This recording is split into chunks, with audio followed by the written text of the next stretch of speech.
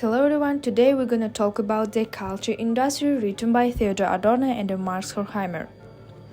Culture industry is the industrial political creation of culture products in order to subordinate individuals to the will of the capitalist profit-driven system.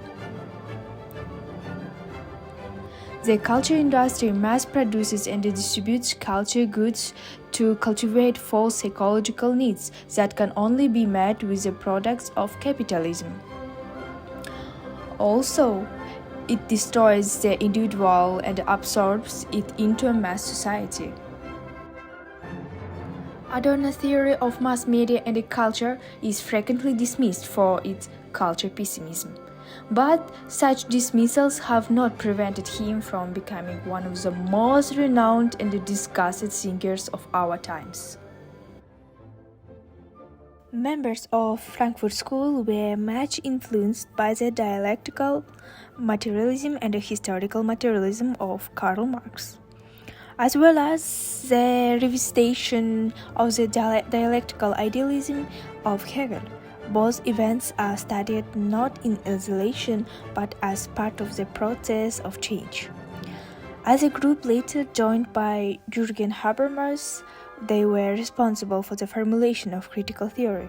In works such as Dialectical of Enlightenment, the negative dialectics, Adorno and Horkheimer theorized that the phenomenon of mass culture has a political implication, namely that all the many forms of popular culture are parts of a single culture industry whose purpose is to ensure to the continued obedience of the masses' market interests.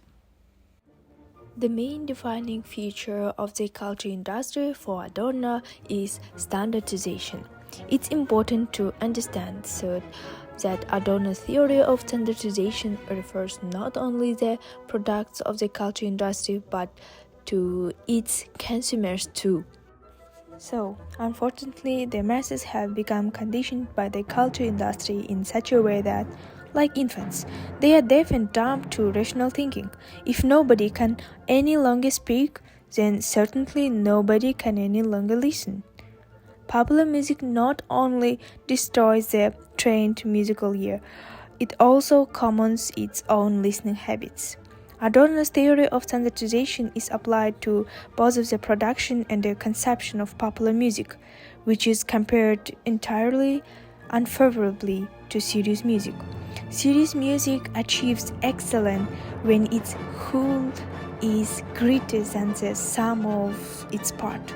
For instance, Beethoven's greatness shows itself in the complete subordination of the accidentally private melodic elements to the form as a whole.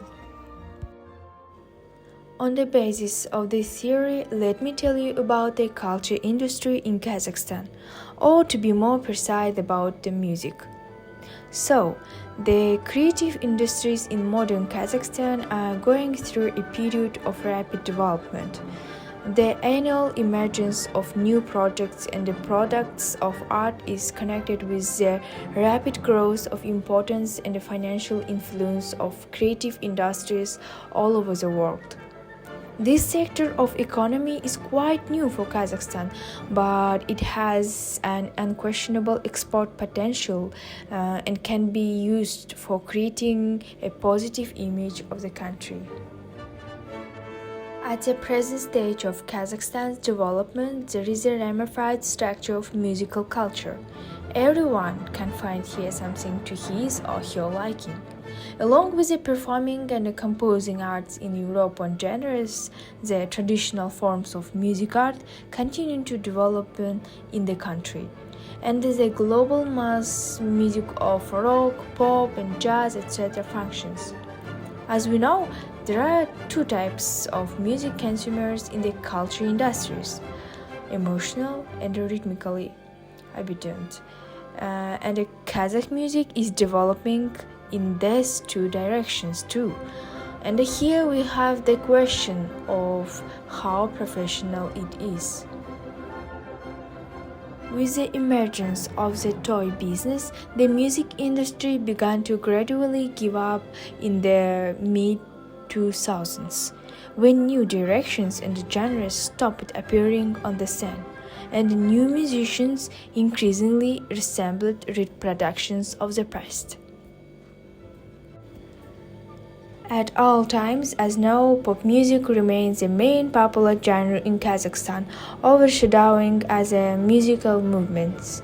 And these kinds of works now turn out to be similar: rhythm, beat, themes, and the lyrics of the songs with shallow meanings. Also, quite a few works are suspected of plagiarism. According to the theory of culture industry, this phenomenon proves standardization, and the proliferation of social media is a replication of these works.